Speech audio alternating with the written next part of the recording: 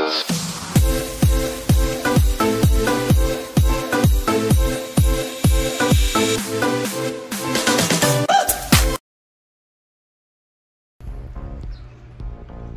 up mga kaklista, it's me again, Patrick Patricio. Okay, so for today's video ay mag-unbox tayo.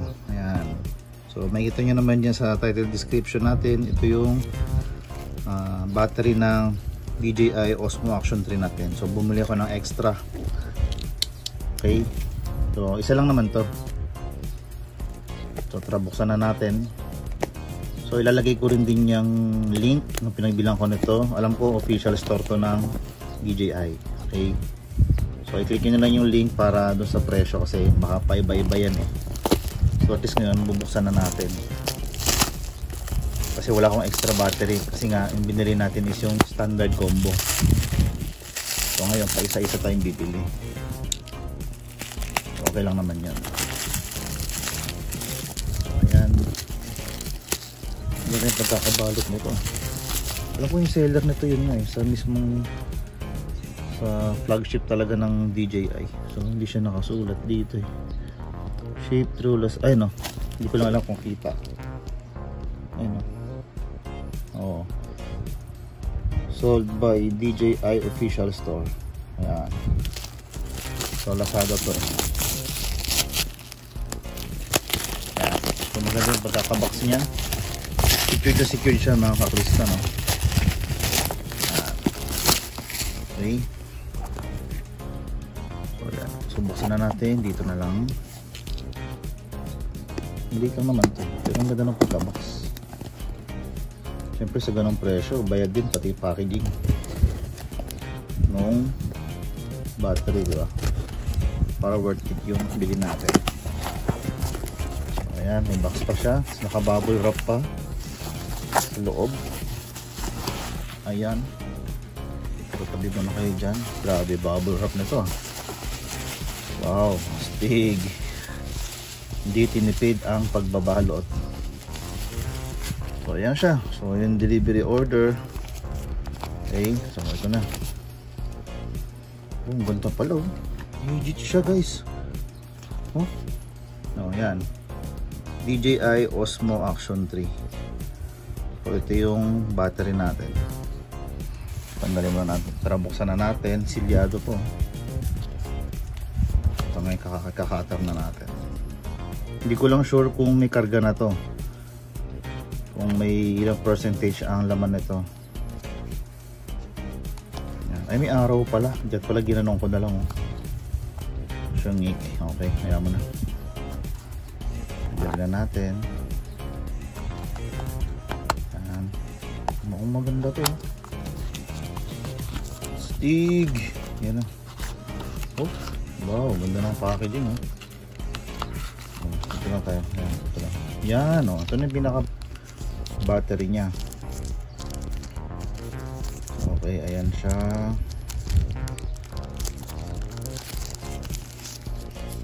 Ganda. So lalagyan ko na lang to ng label para alam ko yung pagkakaiba ng isa. Ito yung extra, tapos yun yung original. Ayan siya. Maganda, maganda. So malalaman natin ngayon. Sana may karga siya, no? So ito yung battery natin, ay yung camera natin. So on natin siya. Yan. So yung battery niya is ayun no, 100%. So ito yung original talaga dito, yung pagkabili ko ng standard combo. So ngayon testing natin tong isa ngayon. So let's go. Ay, hindi pala yan. Saan ba yun? Ito pala. So buksan natin to. Oh, tigas. Uy, paano ba? Ah, pag ganun pala. Ayan. Okay, lain natin to. Ito yung battery nya. Yan. So ito yung original. Yan, okay, alam ko na pagkakaiba. Ito kagad yung may QR code. QR code yung parang extra natin. So ito yung sa original. Okay. Oops, bago natin i-proceed yung video, yan, di ba nabanggit ko dyan na QR code yung pinagkaiba ng isa, yung extra, ito, hindi, pares pala silang may QR code. So kasi nakaganyan ako kanina, kung napansin nyo yung video, paglabas ko ng battery, nakaganyan, kaya sabi ko, ito yung pinagkaiba niya, so mali pala ako doon, sorry guys.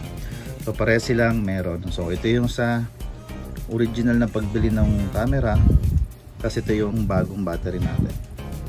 Okay, so pares silang may QR code, pares silang may serial number. So ito yung extra nating battery, ito yung bago, ito yung in-unbox natin. Okay, so pares na pares sila. Okay, ganyan. Ayan, yan, same lang sila. Okay, tapos ito pala nakita ko rin sa box nya nung kaninang pag-review ko. Sinisilip ko yung box nung ano. Yan, ito meron siyang manufacture date sa pagkakalam ko ito. So noong September 2022 ito ginawa. Okay, yan, made in China. So yun lang, so hinabol ko lang yun kasi nung pag-review ko ng video, ay ano pala, mali pala ako. So ayan, kaya in-explain ko na lang. Okay, sa bibili niyan, at least may idea kayo. Okay, so ito yung sa original ko, at ito yung in-unbox natin na bago, na yung lumabas na 68% sa ano, sa, yan, may kita nyo dyan mamaya. Okay, so ngayon proceed na tayo dun. Shoot! Tingnan natin to kung may karga. Ayan. Pag wala, so charge natin mamaya. Okay, so let's see kung may karga siya. No, meron kasi nagsuminag yung araw. Ilang kaya? Ilang percent? Okay, meron siyang 68% yung pagka-unbox natin. Okay, ayan, 68% siya. So titingnan natin ngayon kung maganda ba siya sa pag-aano dyan, tawag dito, yung paggamit natin. Okay, so ayan, oh. Wow, may kulay buhok. Yan, so ayan na siya guys. At mukhang goods naman to. Syempre obserbahan mo na rin ng mga ilang araw o ilang gamit kung pares ba siya ng ganito, kasi matagal ito malobat eh. Depende na lang sa paggamit ng mga resolution nyo sa video nyo. Okay, so yun lang naman. So for example, itong combo na yan, ayan, depende yan, 180 yan, 180 P60 yan. Yan yung madalas kong gamit pag video. Pwede mo rin gamitin 30, depende sa'yo. Depende siguro sa resolution yung itatagal ng battery, lalo na pag 2.7K yan, ako. Pero syempre worth it naman yan. Okay, so yun lang guys. At soon titingnan natin kung maganda ba yun naging ano natin sa battery. Okay, kung worth it ba siya. So sa tingin ko naman worth ito, kasi alam kong legit at sa ano ko siya binili sa official store ng DJI. Okay, so tingnan nyo na lang doon sa ilalagay kong link, o sa mga, kung hindi sa link, kung malapit sa inyo yung mga store ng DJI na kiosk o may mga boutique, puntahan nyo, check nyo doon. Okay, so akin is gumagana siya, thumbs up sa seller.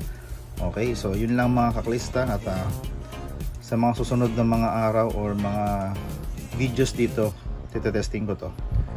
Okay, so yun lang guys. At maraming salamat mga kaklista sa short video na to, dahil sa DJI battery natin. Meron na tayong magagamit na extra battery, lalo sa mga pagra-ride natin o pag-video natin. Okay, so yun lang mga kaklista. Maraming salamat sa panonood nyo.